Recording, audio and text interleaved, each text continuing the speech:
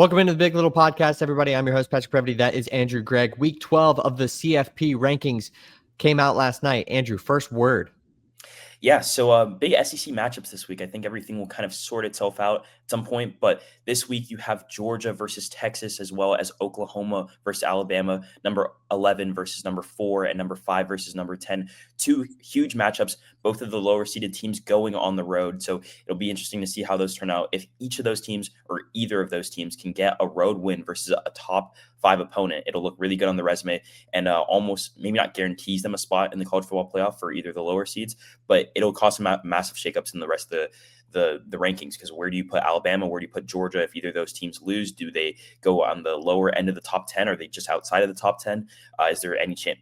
There's a chance that they both get back, but still, I think the SEC is probably the conference that will have the most teams in the college football playoff. But where do Texas and Oklahoma fall? I'm really interested to see how this next week shakes up and where exactly the SEC is going to come out as a whole. Because I think Texas A&M is almost a lock for the football playoff at this point. But Alabama, Georgia, Ole Miss, we'll see how all those games kind of shake out towards the end of the season. Yeah, I think if Oklahoma and Texas lose, they're going to pretty much plummet, probably right around down where Iowa and if slotted in front of Tennessee are.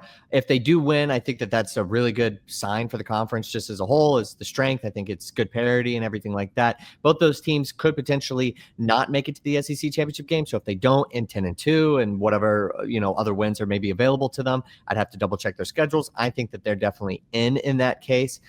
For Alabama and Georgia, if they lose this game, I don't know how far they drop. I think they get caught and they settle right around in front of Notre Dame, just because those teams have good wins to their resume and probably better wins than Notre Dame has on their schedule. Now, one of the things I thought was interesting was the choice to continue to stay with Ohio State over Indiana. I agree with it personally. But I will say that I definitely respect Indiana. It is definitely tough to still go on the road to play Penn State. And then also, too, I thought it was interesting to move up Texas Tech just a couple of spots. Maybe there is an argument that Texas Tech should be above some of the SEC one-loss teams in front of them. But in my opinion, I think that the committee got both of those right.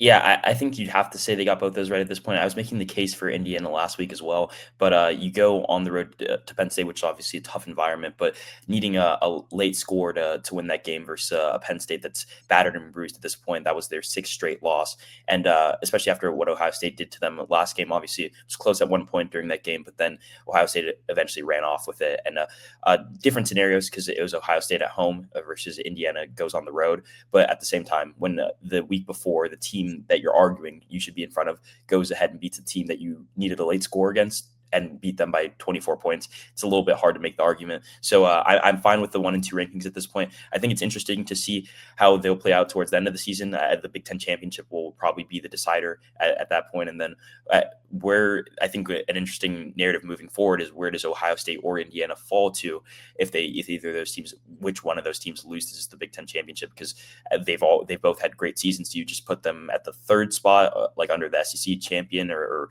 where do they fall? Obviously, we'll see how things shake up, but definitely interesting to see what the number 1 seed will look like in the coming weeks. Because I just don't think that there's a way in which the committee goes Indiana over Ohio State at this point. Like, they set the precedent and they'll be there until the Big Ten championship game.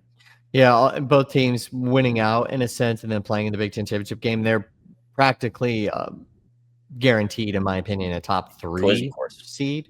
So I like BYU where they're at right now at 12. I think them honoring the head-to-head over Utah that they have is good, 12-13. I am completely okay with them being slotted behind Texas, OU, Notre Dame, some of those other teams that have more than just one loss. Miami, probably the biggest winner of this entire rankings, because, boy, it feels like they got a shot at making the playoff, and they probably have a better shot at that than making the ACC title game. It seems like there was an adjustment play for Miami to be above Georgia Tech, because Georgia Tech was on a bye last week, and Miami only got the win against Syracuse, and they've been in shambles. And they got some extra help as well from UVA and Louisville both losing. Yeah, I think what's happening in the Big 12 is also something to take note of. Utah's position is right under BYU for a good reason because they lost the head to head. But at some point, if they keep on winning the way they do, I think it's a tough argument. But also, BYU has a tough schedule moving forward, so we'll see how that maybe not the toughest. They play UCF at some point, but yeah, no, I think that honoring that head to head is good for like just the state of college football, but then also Utah's looked good in the last couple weeks. I mean, 53-7 over Colorado, and then follows that up with a ranked win against Cincinnati this past week, Yeah, 45. 45-14. Yeah, or 2 weeks ago now. At this point, they had a bye this past week, but that's besides the point. Cincinnati was a good team at that point, and they had one of the best offenses and defenses in the whole Big 12, and they absolutely demolished them. So I like what I'm seeing out of Utah. They are definitely a player in the college football playoff at the very least. They're able to win the conference in the Big 12. That would definitely put them someplace they'd need another BYU loss. But yeah, I think that what the Big 12 is presenting at this point, probably one big conference, the conference winner. It's interesting because Utah looks competitive. Obviously, they've already lost by 24 points to Texas Tech at some point, but we'll see how that shakes up if they actually do end up making the Big 12 championship towards the end of the season. What did you think about Miami with them jumping a couple spots up? Yeah, I mean, I think it's rightfully so. I don't think Georgia Tech has a big enough or good enough strength of schedule to really have the case to just present that they're a better team. Obviously, Florida's not as big of a win as it was towards the beginning of the season, but Miami has a current top 10 ranked win in a Notre Dame, and when they played them, they were also in the top 10 as well as just good wins and out of conference play throughout the season. Overall, there's some bias behind this, but I just think that Miami is far and away the best team in the ACC. The two losses that they have had have been in super close games where Carson Beck has been not atrocious, but hasn't been the Carson Beck we've seen in other games, and also they just hasn't played to the standard that they've set throughout the course of the season. Obviously, that's something that you need to do to be considered a good team. But if you watch Miami's football games, they're better. They're I think far and away better than some of the other teams in the ACC. That SMU game was I almost want to say it was like a fluke win on SMU's part. Miami had control of that game and they just let it slip away from them. And then the Louisville game was just four interceptions from Carson Beck, just an awful game. So we'll see how that ends up shaking out. But I think that Miami, especially at 15 at this point, if Texas, Oklahoma lose this week, definitely puts them in a better spot. They're probably somewhere around 13-12. And then they just need BYU, Utah, any of those teams to fall out. And they end up having a really good shot at the college football playoff. Hey, one team we haven't mentioned, Vanderbilt. That's obviously something that Miami's definitely taking a look at as well. Vanderbilt plays Tennessee and Kentucky, I believe, to end the year. So you're going to need Tennessee to take care of business, hopefully.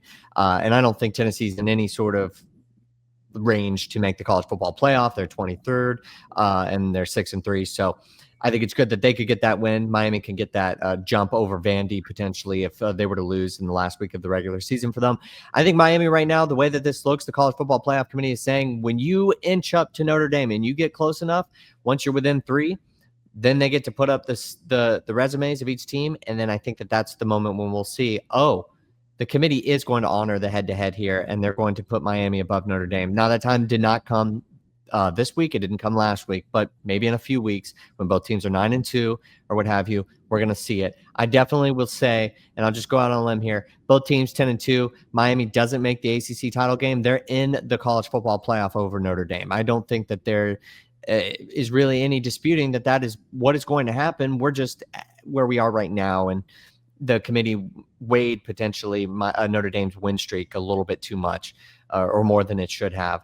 Now, Louisville definitely kind of got screwed a little bit. They're the ACC team with the same record as Miami, and they had the head-to-head win. I felt bad for them because they dropped a little bit. It seems like the committee's still kind of trying to grapple with Miami's schedule, and I think that's why we saw some adjustments and some movement. But I think for Miami fans, a renewed season almost. It's not dead for sure. Yeah, respectively, I think both those teams are just too far away for each of those to make the head-to-head case as it stands. Notre Dame is 6 slots ahead of Miami, and then Miami's 5 slots ahead of Louisville. Obviously, when things start to tighten up, if teams in the middle of those two teams lose, it could start getting a little bit crazy with the head-to-heads because obviously we mentioned before, but Texas and Oklahoma played 2 of the top 5 teams in the nation this week. So if they're able to pull up the upsets, then it's completely different ball game. But if they lose, like they're probably supposed to in these two games, then Miami is at the very worst, like 4 slots like away from Notre Dame. And then also the Big 12 teams, how real are they in BYU and Utah? Will they have another loss? Maybe Miami gets even closer on there. And then if it's only 1 to 2 slots away, it's hard to make a case where Notre Dame's 9 and Miami's 11, like only separated by 1 team. So definitely interesting to see moving forward. But there's a lot that has to happen. Like these next couple weeks of college football are going to be interesting for the playoff, because there's a lot of teams that play each other in the top 10. There's a lot of teams from outside the top 10 looking in that are going to want to get in the college football playoff, obviously. So we'll see how those go. And there's probably going to be some sneaky upsets too, that ruin a couple people's seasons.